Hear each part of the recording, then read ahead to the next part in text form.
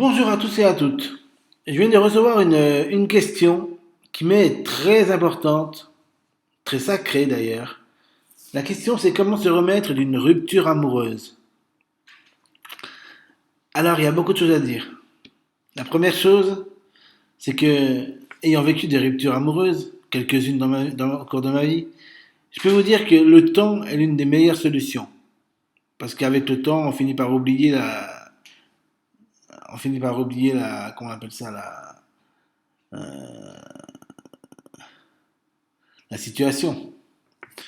Donc, c'est vrai qu'au départ, quand on est en rupture, on a une souffrance, on a une grande frustration.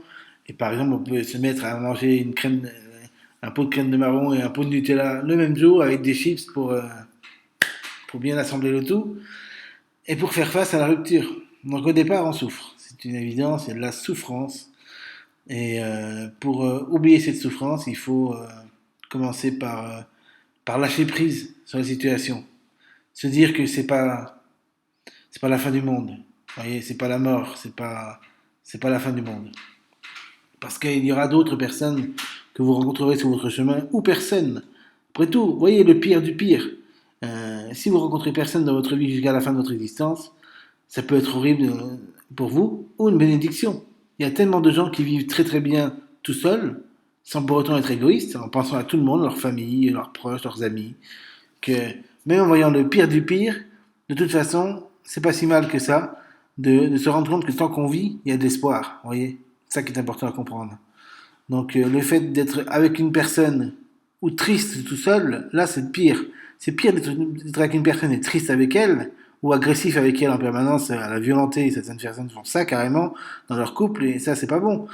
Le mieux c'est d'être soit tout seul et être heureux, soit d'être avec une personne et d'être heureux et de vivre ensemble en paix et en harmonie. Donc l'harmonie commence par nous-mêmes. Donc si nous sommes en disharmonie avec nous-mêmes, si nous sommes tristes avec nous-mêmes alors qu'on vient de faire une rupture, c'est qu'on ne s'aime pas assez soi-même. Et ça, il faut cultiver l'amour de soi. Vous voyez, cultiver l'amour de soi, par exemple en faisant des vidéos YouTube, moi c'est ce que je me suis mis à faire. Et ça m'a beaucoup aidé, parce que le fait de faire des vidéos YouTube, ça m'a permis de me rendre compte que je ne suis pas une personne détestable, même si on m'a quitté. Vous voyez, quand on se fait quitter, on a toujours l'impression on a toujours envie de s'auto-rabaisser, de s'auto-dénigrer, etc., etc. Et ça, c'est pas vraiment la chose à faire. Il faut même pas le faire du tout. En fait, si je peux vous donner un conseil, quand vous subissez une rupture, quand quelqu'un vous quitte, dites-vous, je ne suis pas une personne détestable. Dites-vous, je m'aime. Et c'est pas parce qu'on m'a quitté que je m'aimerai moins. Ça n'a pas de sens. Parce que l'avis de l'autre, c'est pas votre avis. Voyez-vous? Vous pouvez être en conflit, en disharmonie avec une personne. C'est comme, je vais vous expliquer une analogie. Les pièces, par exemple, les pièces d'une horloge. Voyez-vous? Si elles ne sont pas pile en harmonie les unes avec les autres, l'horloge ne donnera pas l'heure. Mais c'est pareil pour votre vie.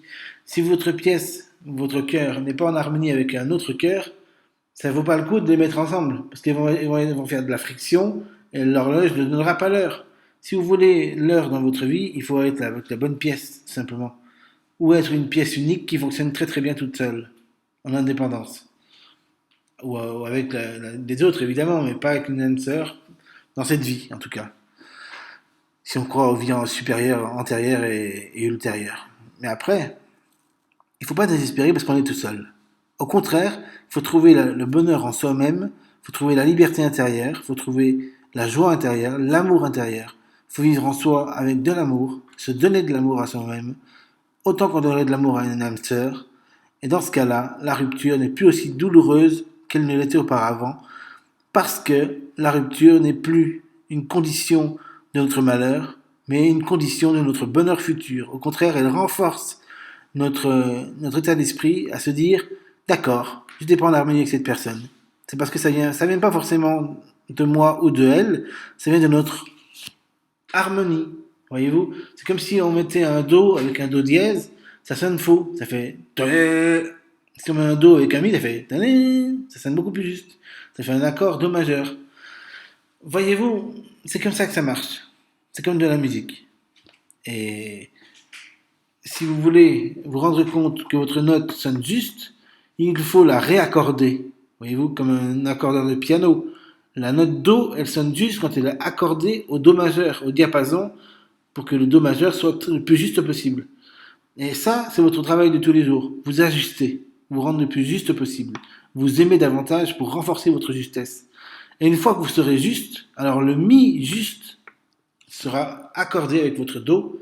Donc là, vous pourrez trouver l'âme sœur. Mais si ce n'est pas dans cette vie-là, que vous ne pouvez pas assez ajuster, que vous n'avez pas l'occasion de vous ajuster assez, ce sera dans une autre vie, ce sera ailleurs. Ne pensons pas au futur, pensons au présent.